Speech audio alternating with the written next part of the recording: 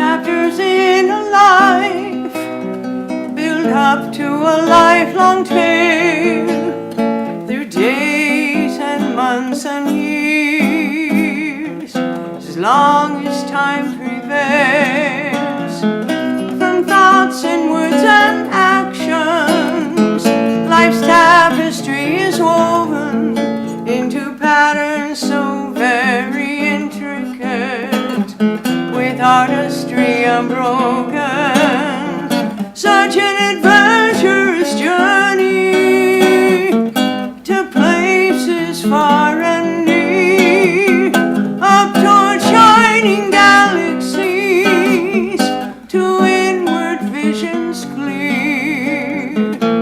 From tops of highest mountains to depths of endless seas, so many forms from Maya's touch, parts of her ever-changing dream. Until you wake me from this dream,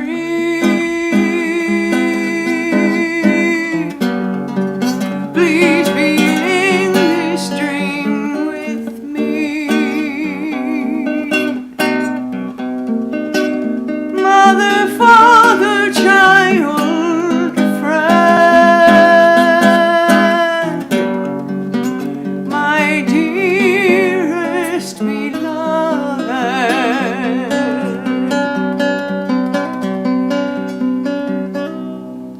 there are heroes and villains, there are sages and saints, there are singers and lovers, and there are artists with pains, there are parents and children, and very powerful kings. There are rich men and poor men who are beggars of many things. There are Bengal tigers and king cobras and grand elephants, such great oceans and fishes with deep secret haunts. There are mountains and valleys and great flying birds, and storm clouds and rainbows, and so many sounds to be heard. There is laughter and there are tears, there is hope and there are fears, there is courage and there is strength and there is sorrow. There are songs to be sung and so much work to be done, and prayers to be said for today and tomorrow. There is night and then there's day, as time keeps on slipping away, affecting both the old and young in this whole world spinning. There is shyness and boldness, and warmth and coldness, and unending compassion for all under the sun. Chapters in a life, build up to a lifelong tale, through days and months and years, as long as time prevails. From thoughts and words and actions, life's tapestry is woven into patterns so very intricate, with artistry unbroken. Such an adventurous journey to places far and near, up toward shining galaxies, to inward visions clear. From tops of highest mountains to depths of endless seas. So many forms from Maya's touch, parts of her ever-changing dream. Until you wake me from this dream.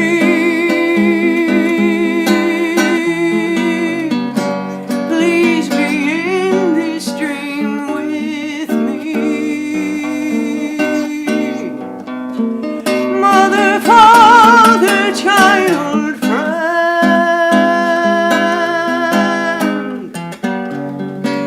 my dearest beloved, my dearest beloved, my dearest beloved.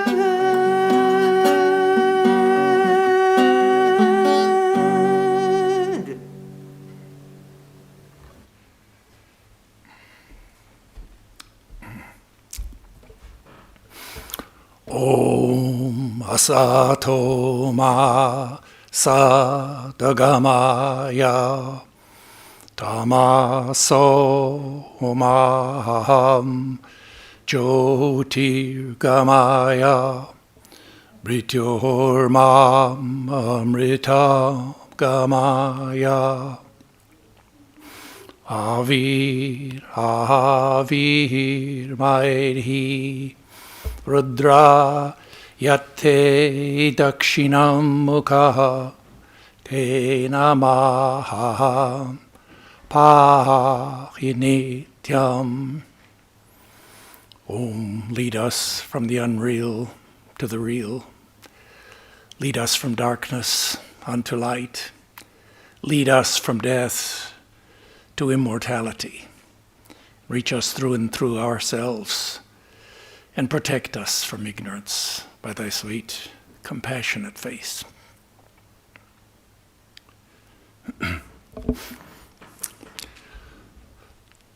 So my subject this morning is psychological Mayavada, and we're going to be talking about the doctrine of Maya. Let me give you a little context for our talk this morning. In a previous lecture, we addressed the metaphysics and the ontology of Maya as illusion. In another lecture, we discussed Maya as a statement of facts, that we live in a world of relativity. In this morning's lecture, we're going to be discussing the epistemology of Maya, how it works in our own mind, and is ultimately the cause, the root cause of our suffering. Let us begin here with the fundamental teaching of the Vedanta philosophy, and that is that you are a divine, immortal soul. That you are not the physical flesh and blood body. You're not the mind with the waves of thought and feelings. You are not the role that you play, the melodrama of life. You're not the person that you think yourself to be. In fact, you're not a physical being, but a metaphysical being. Not a person at all, but a transpersonal spirit. You are the spirit. And the spirit is unlimited.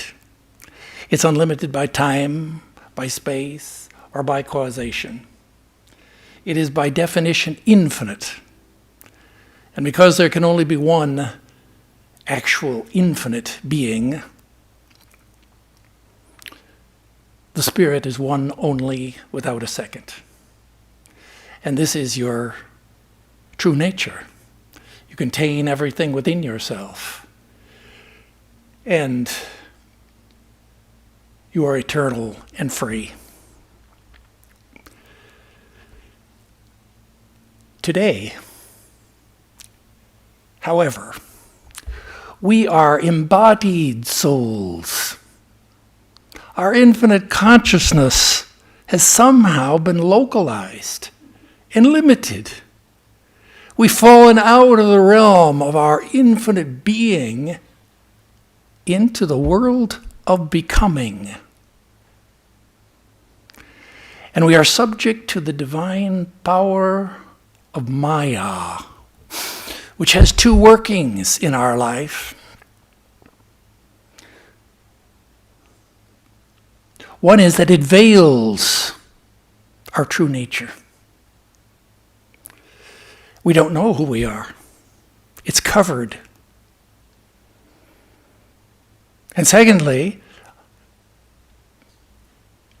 the projecting power of Maya creates this whole world of our experience, including our own body and our own mind and our memory and all the aspects of our psyche. That's all included in the world.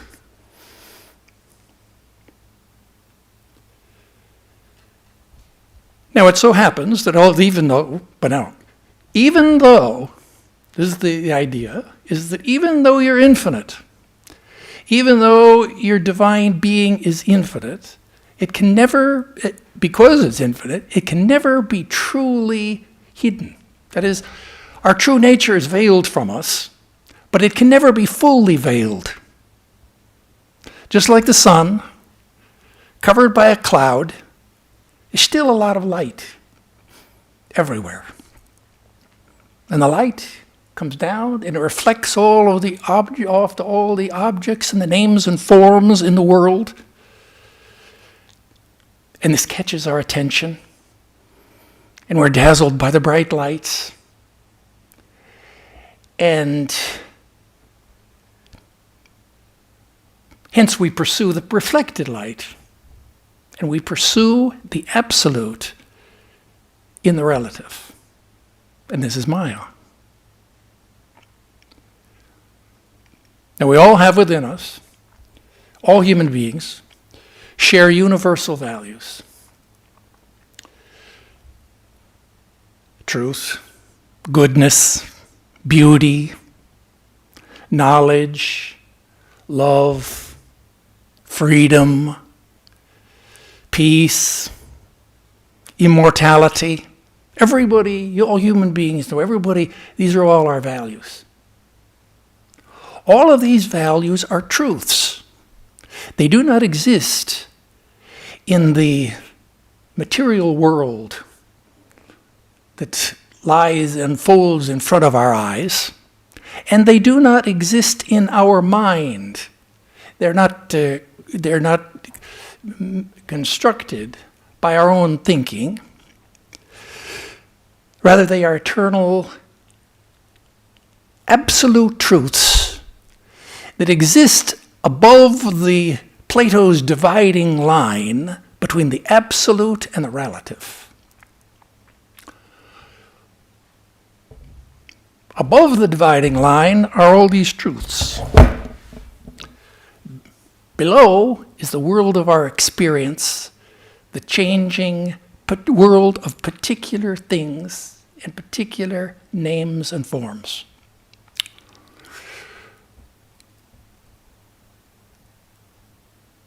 And yet we spend our lives pursuing the absolute in the relative.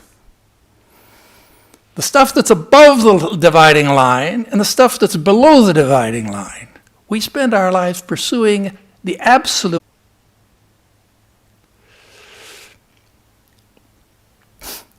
So we're born as we're embodied souls. That is Jivatmans. And when we were thrown into this world, we were born with our senses facing outwards. And therefore, whatever we seek, we look for in the external world. That's the way it is.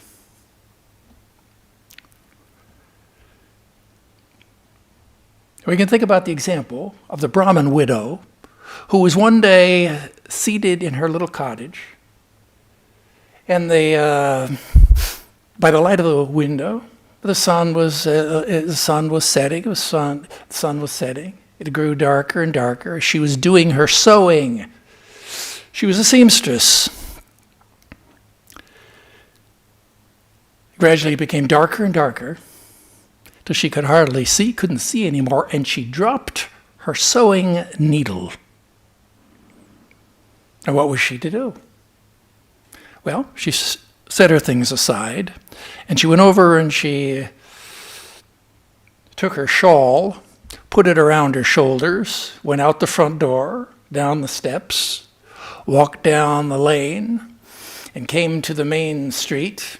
And then she walked down to the street where there was a bright street lamp. And there, under the street lamp, she began to look around. And, a policeman came along that way. He saw it.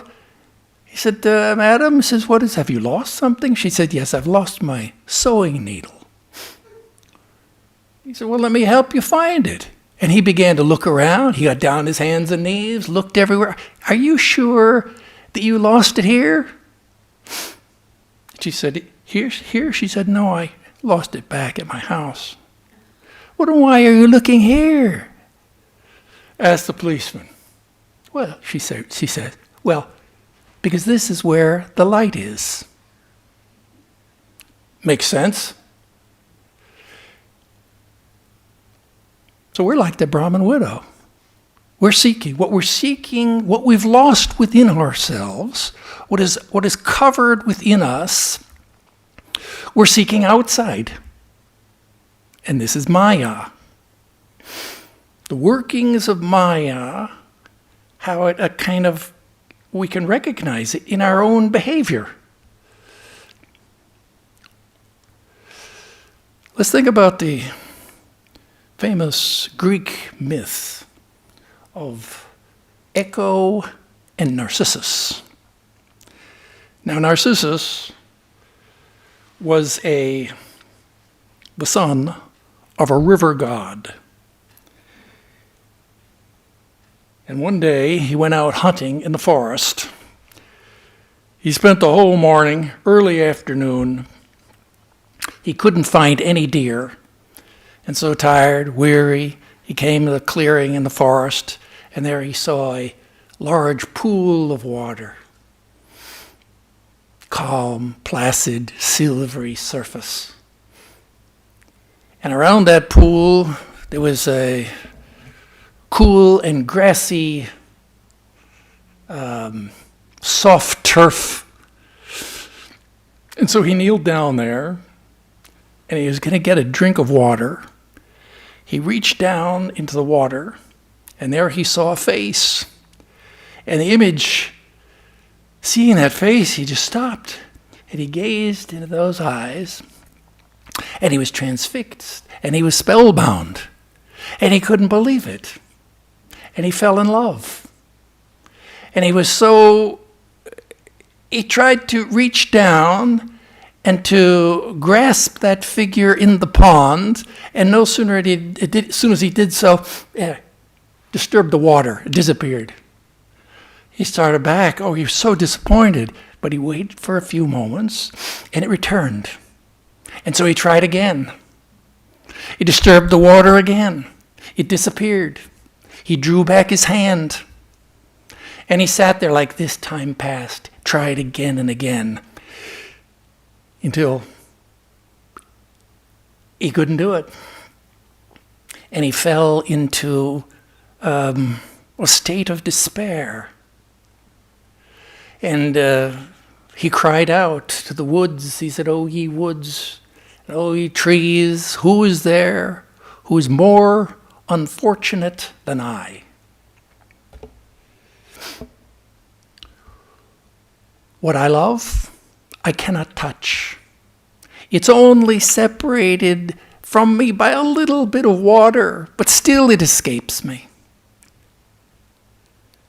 Who is there who is more unfortunate? Oh face that I have loved in vain, Farewell, face that I've loved in vain. These were his last words. And then the echo came back from the mountains. In vain, in vain. And so Narcissus wasted away there by the pond. And there in his place there grew a white and yellow flower, a narcissus flower, which still can be seen today on the banks of the rivers because he was the river god. And you can see the dramatic painting by W.C. Waterhouse of Narcissus looking in the pond. And,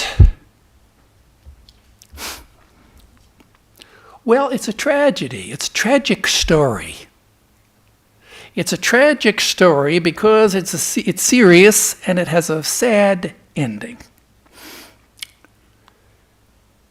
The tragedy of the story, now I'm going to give you my Vedantic analysis here. It's not psychology. The tragedy of the story is not that Narcissus loves himself, because we all love ourselves. That's natural. The tragedy is that he does not know that the person in the pond is himself. He thinks that the image in the pond exists apart from himself somewhere in the water. And that he reaches out his hand to grasp his own reflection. And this is Maya.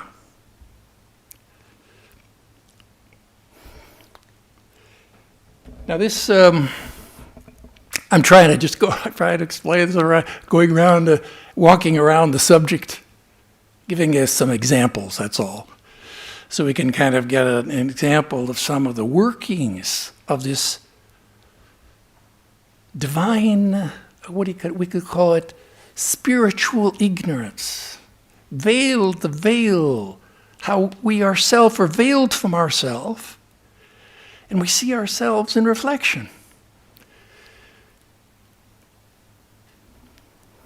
This is a story about love. And, of course, in Vedanta,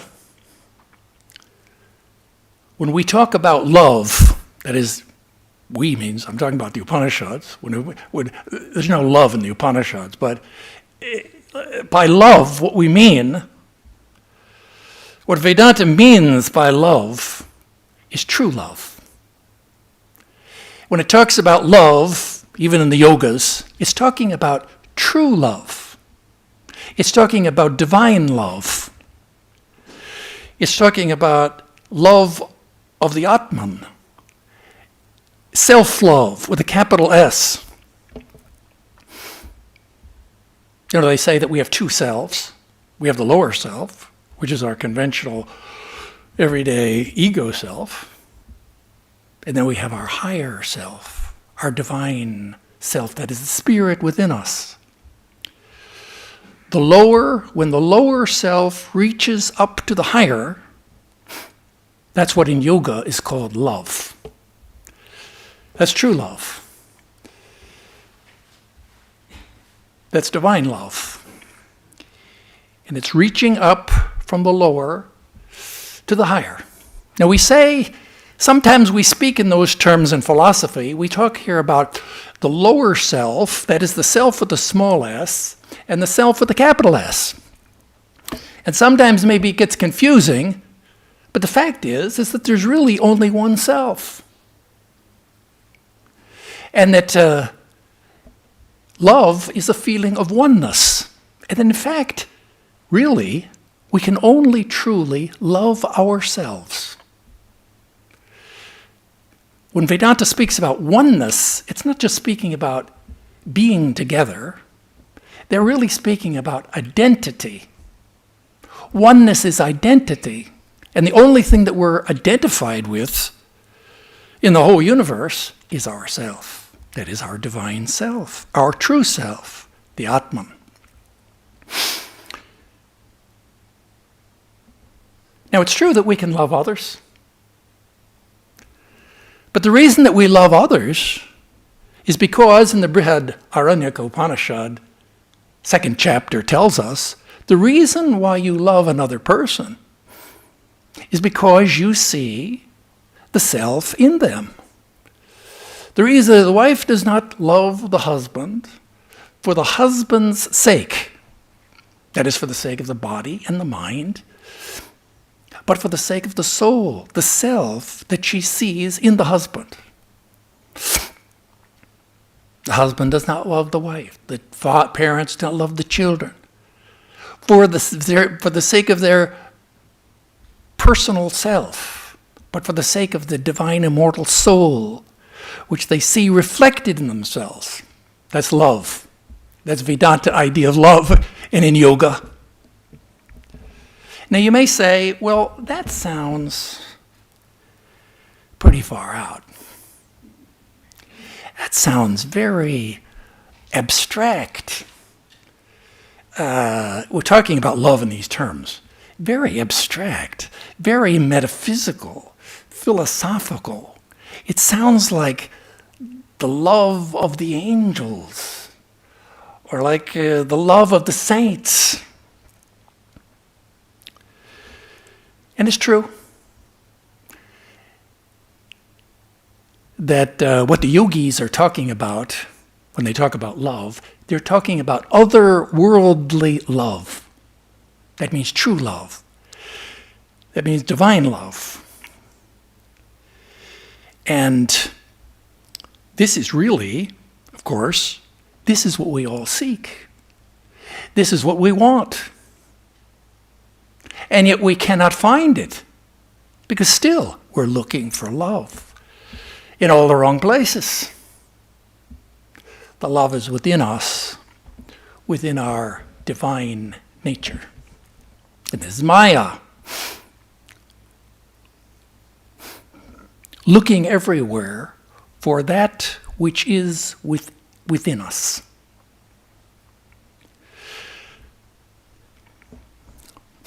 Now let me give you a few more examples.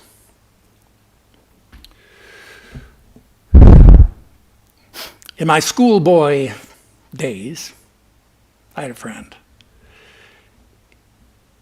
and he collected baseball cards, and gave him great enjoyment. And his ideal was to collect a card for every player in each one of the teams, of the 14 teams of the American League. And it's only really when I came to Vedanta that I began to understand what is the depth psychology of making such a collection. Because after all, when you think about a collection, it's like drawing a circle, and then you're going to, one by one, you're going to get the cards, and you're going to fill up the circle, and you're going to achieve completion. You're going to achieve perfection. You're going to achieve unity. And it's a kind of completing the circle is fulfillment. And we can say, why did the boy do that? Well, we say, the ordinary answer, well, because he likes baseball. But maybe a philosophical answer would be that what he really seeks is that sense of fulfillment, that sense of completion in his own unconscious, symbolic, childlike way. He's trying to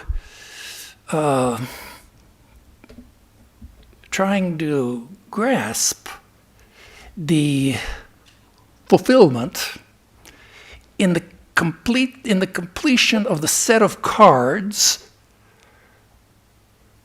rather that he's trying to see in the complete set of cards his own a vision of his own unitive vision of his true self.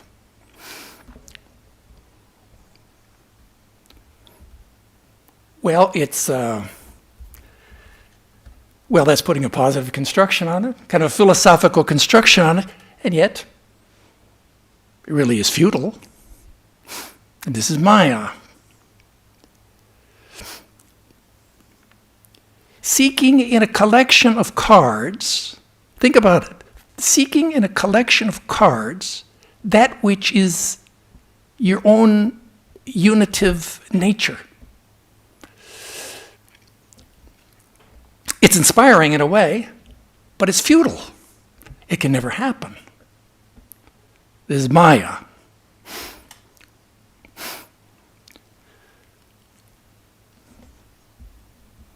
Maya means spiritual ignorance.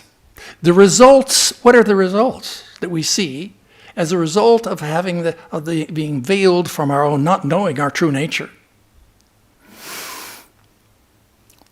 The Upanishads spell out for us very clearly what is our true nature. And yet we see it as a metaphysical ideal. It's not our real experience.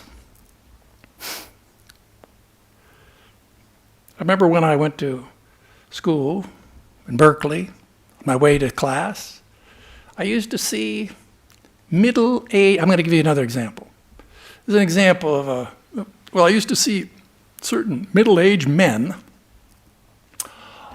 with a stack of books under their arms on their way to class. And they weren't professors. They were perennial students. That is, they were enrolled in the university, but they weren't pursuing any particular course of study. They didn't have any program for getting a degree. But rather, year after year, they just loved to attend classes and to gather knowledge. They were in pursuit of knowledge for its own sake. We could say that. Now, as students of Vedanta, we can say, well, that sounds very good. Because after all, Vedanta, this is the knowledge society. That's what Vedanta is. It's all about the pursuit of knowledge. And furthermore, we can understand how it would give great intellectual pleasure to someone to pursue knowledge, because knowledge is like light. And just as light removes darkness, so knowledge removes ignorance, and that makes us happy. And so this is the kind of the positive construction that as students of Vedanta, we can see the divine working in even the most ordinary behavior of even a common, ordinary person. The deep motivation is very spiritual. That's the good news. The bad news is that knowledge, the bad news is there are two kinds of knowledge. There's lower knowledge and there's higher knowledge. The knowledge that Vedanta talks about is direct, immediate, super-conscious realization of your own true nature. Super-conscious self-realization. It's a kind of knowledge that it can never be grasped by the intellect or by reason, by conceptualization, or by data processing, or by doing a lot of academic coursework, or by reading in books. This is not book knowledge. That can't give us this higher knowledge. As Sri Ramakrishna says, you take the almanac, farmers carry an almanac, predicts the rising, setting of the sun and the rainfall. Well, the almanac has predicted 10 inches of rain. We can read that. But we can squeeze the almanac and we won't get out a single drop. Similarly, is the lower and the higher knowledge. There's a big difference between the two. The difference is between the menu and the meal that's served for you to eat. The difference between the map and the territory. And oftentimes we confuse the two and pursue the one, pursue the lower at the expense of the higher. And this is Maya. It's natural. It's what all human beings do. That's because we are under the influence. That is, we are forgetful of our true nature.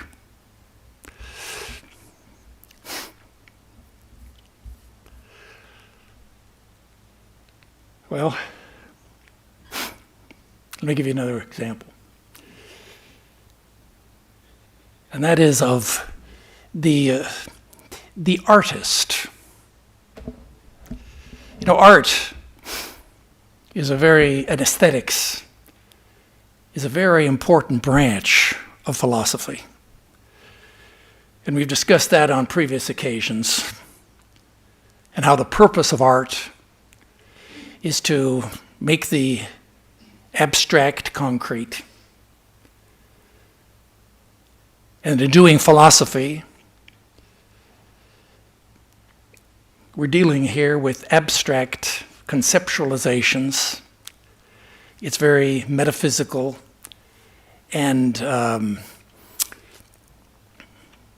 difficult for us maybe to wrap our brains around it. Therefore, what we need something that will make the abstract concrete, that will enable us to take the concepts and to be able to perceive them and to sense them and to see them and to make them graphic. We have to that's the purpose of the fine arts. That is painting and music and literature. To make the philosophy, that is, I'm talking about the fine arts, that is making the philosophical ideals perceptible, making the universal particular so that we can see it and we can relate to it emotionally. That's why it's crucial as a branch of metaphysics. And when you look at a work of art,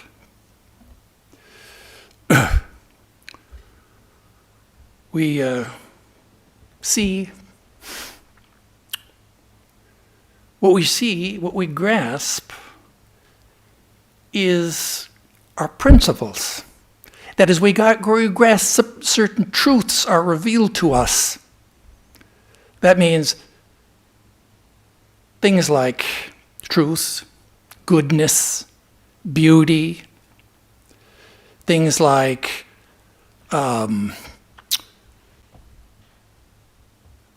knowledge, things like balance, harmony, unity and diversity. These are all principles of art. That they're objective principles that make a thing beautiful. See, the beauty is not inside your own skull. It's not in the object. It's not inside your own skull. That is, this is not some kind of weird idealism philosophy. You're grasping something which is true and which is objective. But it's very, it's spiritual. These are spiritual ideals. These are truths. which exist within us. That is the principles of fine art. They're part of the unity of our own nature. And I remember how on one occasion, Swami Vivekananda, he was on the ship Golconda, the second voyage to return to the West in 1899. And the ship was passing through the Straits of Messina, which is somewhere, if you look on the map, you can see it's somewhere between Sicily and the coast of Italy. And it was night, and the full moon had risen. And the moonlight was reflecting off the cliffs. And someone said, yes, look at the beauty of Messina. That's the city they're passing. And Swamiji said there on that occasion, yes, but Messina must thank me, for it's I who give her her beauty. Well, those are the words, speaking from a very high platform of thought, the words of a Brahmagyani who had realized his true nature and who somehow understood that the beauty which lie before the eyes, in front of the eyes, was not somewhere outside in the cliffs or in the lights, but that rather it was within. And this is kind of this is the idea that beauty, that art is a representation. That's the purpose of art, is to represent beauty. And the beauty which is represented, the key word there is, from a philosopher's point of view, the key word here is represent. That is, the source of the beauty is not in the art object, the artifact itself. It is reflected and represented to us indirectly. And rather than its being the source, it is the reflection of the source.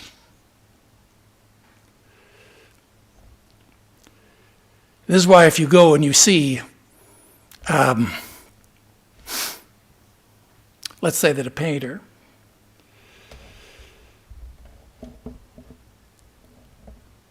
an artist makes a great painting, and it's hanging now in a gallery, and some people come by, and maybe one person sees that and so, oh, what a beautiful picture. It's a very beautiful picture. They stop and they look at it.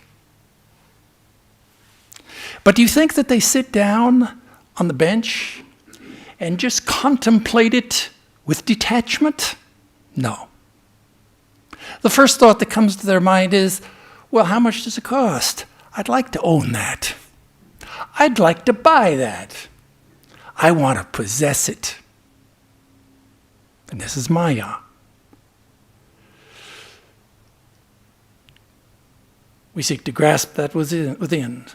We reach without. So, I hope this hasn't been too weird, too confusing. This morning we've been talking here about the psychological effects of this Maya. By Maya, we mean spiritual ignorance.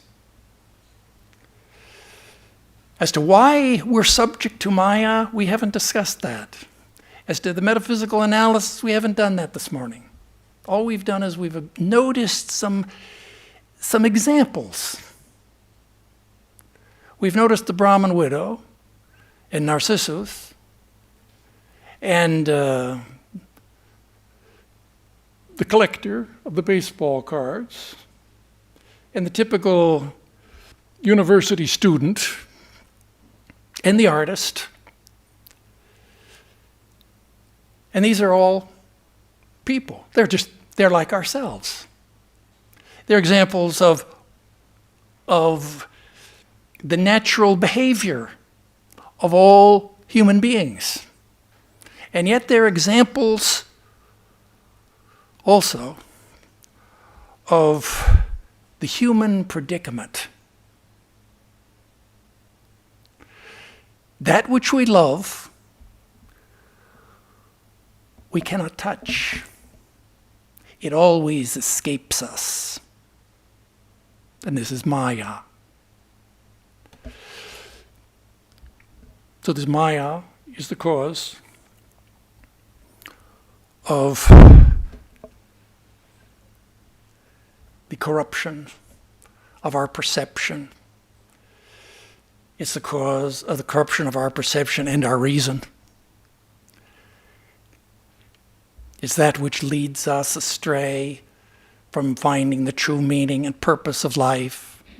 It is the root cause of our suffering. And the goal and purpose of spiritual life is to transcend Maya, to overcome, to go beyond our limiting ignorance, and to attain true self-knowledge.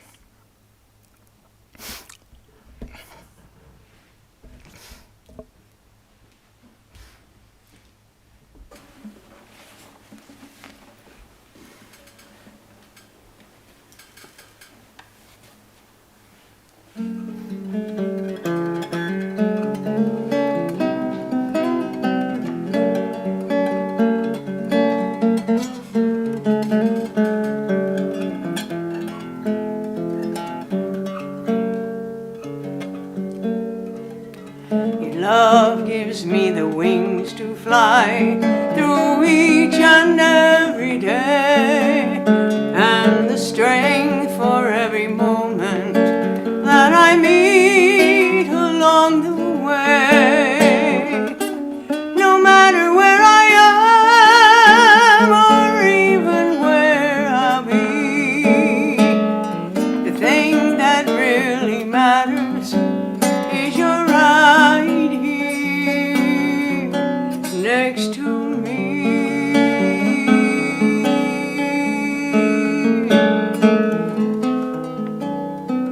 I feel you deep inside my heart and watch you go before. You're behind me and beside me. You're the waves upon the shore.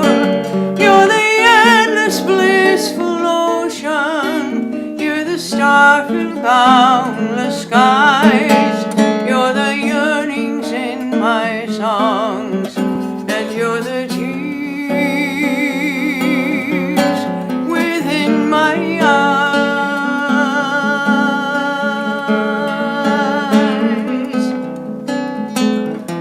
You're the light of every light. You created every form. You're the sound of music and the power in the storm. You're my mother and my father, my companion and my friend. You're my comfort in the darkness. You're the voice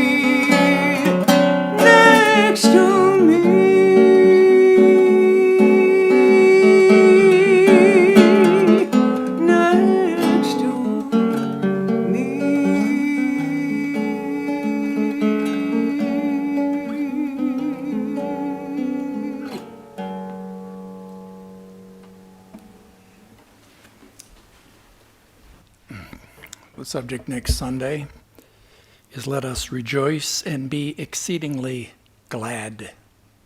And Swami Vedarupananda will speak. Om Dyo Shanti Antariksham Shanti Prithivi Shanti Apo Shanti O Shadaya Shanti Vanaspataya Shanti Vishwe Deva Shanti Brahma Shanti Saravam Shanti Shantireva Shanti Same Shantiredhi Om Shanti Shanti Shanti. Om. Peace is in heaven, peace is on the earth, peace is in the sky and in the waters. The herbs and plants and trees are full of peace. The gods are peaceful. May this eternal universal peace enter our souls and beings. Om. Peace, peace, peace be unto us all.